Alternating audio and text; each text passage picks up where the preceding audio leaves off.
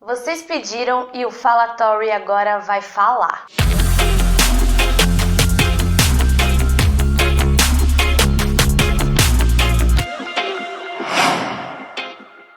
Adaptada do romance de Jorge Amado, Gabriela, Cravo e Canela, a telenovela foi produzida e exibida pela Rede Globo entre abril e outubro de 1975.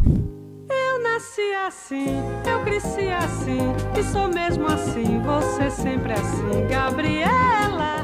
A trama se passa em 1925, em Ilhéus, na Bahia, quando uma forte seca atinge o Nordeste brasileiro, obrigando a população a ter que deixar o campo e se mudar para a cidade. Nessa época, Ilhéus estava começando a se transformar, a se desenvolver, graças à lucratividade das lavouras de cacau, que cada vez mais estava enchendo o bolso dos fazendeiros.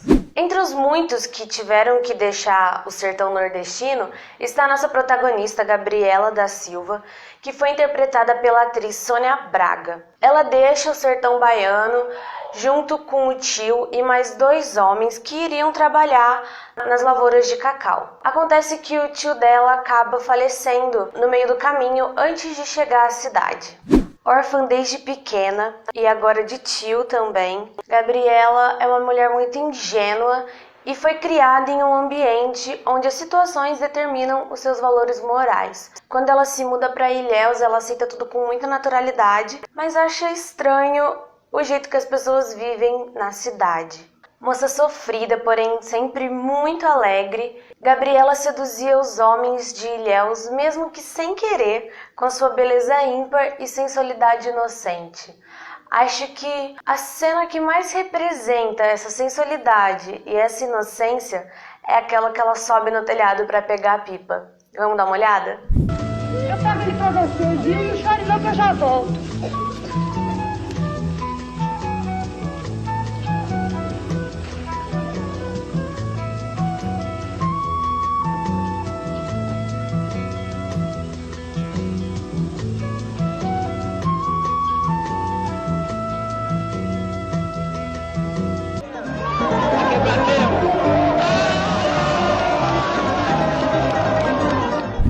Gabriela acaba encontrando refúgio quando vai trabalhar de cozinheira para o turco Nassib, que é dono do bar Vesúvio. Eles começam um relacionamento amoroso de altos e baixos. O gringo, ele não aceitava muito bem essa personalidade da Gabriela, que ora era inocente, ora era extremamente sensual. Não importa de onde você veio, de onde eu vim, nada disso. O que importa é que tudo começou agora.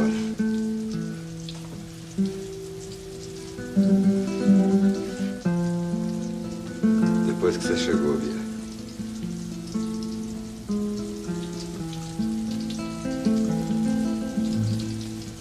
Gabriela era uma morena brigona, trabalhadora, cheia de energia e sempre andava descalça e com vestidos extremamente curtos. Quanto ao lado social da trama, a palavra progresso era mais falada nas ruas de Ilhéus. Mas ao mesmo tempo que essa mudança estava acontecendo, também era possível ver ainda homens de bota e andando com armas na rua. Era como se a gente pudesse ver o futuro e o passado ao mesmo tempo. Por mais lenta que fosse, essa transformação ela realmente estava acontecendo. Só que é claro que ela não ia correr sem nenhuma oposição. E o progresso era visto como imoralidade, assim como a ruptura de várias mulheres com um discurso machista era visto como safadeza. No que diz respeito às famílias e às mulheres, os ilhéenses viviam sob a ideologia patriarcal. No cenário, as mulheres ainda tinham que ser boas mães, boas filhas, boas esposas, tudo para agradar ao homem da casa. Na verdade, como dizia o coronel Ramiro Bastos, mulher é para viver dentro de casa, cuidando dos filhos e do lar. Moça solteira é para esperar marido, sabendo cozer, tocar piano e dirigir a cozinha. Esses bons costumes eram transmitidos pelas famílias, pelas escolas, pelas igrejas. Essa última, principalmente, sempre dava doses constantes de moralidade para as mulheres. Algumas personagens da história, como Jerusa, Lindinalva, Sinhazinha, Glorinha, as prostitutas do bordel, todas elas sofriam muito sob esse olhar machista e patriarcal que a cidade tinha sobre elas. No entanto, esses valores morais muitas vezes podiam entrar em choque com o discurso das próprias mulheres. Haviam aquelas que ansiavam por liberdade e por independência. Malvina, por exemplo, ela tinha a liberdade intelectual. E claro, Gabriela tinha a liberdade do corpo, ela representava muito isso. A Gabriela não se submetia a esses valores morais, toda essa ideologia patriarcal. Na verdade, ela sempre ansiou por liberdade, ela tinha a ânsia de liberdade e ela sempre foi dona do próprio destino, deixando de ser um objeto manipulável pelos homens. Então ela era dona da própria vida mesmo. Como a própria atriz Sônia Braga disse, Gabriela é significado de liberdade. Bem, eu acho que em todos os romances do Jorge Amado ele defende muito essa posição da mulher. Não é exatamente contra o machismo, mas é a mulher a favor da mulher. Isso no lado humano, a mulher e o homem, o ser humano. Mas eu acho que de uma maneira metafórica, eu acho que a colocação de liberdade é maior, é a liberdade total, a liberdade do ser humano. Eu considero a personagem Gabriela isso. Eu acho que ela significa a liberdade total, absoluta.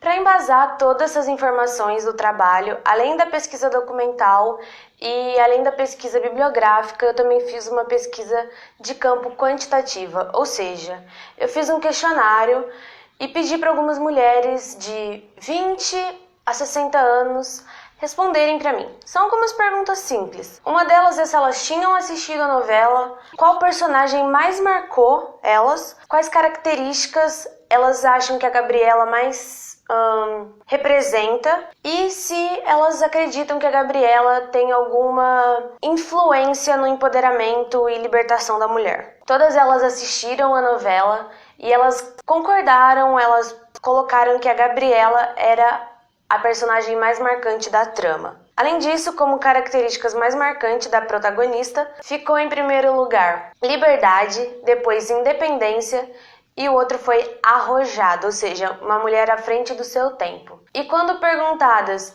se a Gabriela tinha alguma influência no empoderamento da mulher, a maioria das respostas foi sim, como vocês podem ver aí no gráfico. E bom, não resta dúvidas que a Gabriela foi uma forte influência e ainda continua sendo para todo mundo que conhece a história, todo mundo que assiste a trama ou que leia o livro do Jorge Amado. A Gabriela é sim uma representação do empoderamento e libertação das mulheres. No próximo vídeo eu vou trazer para vocês a Charlot de Guerra dos Sexos para representar a década de 80. A gente se encontra no próximo vídeo.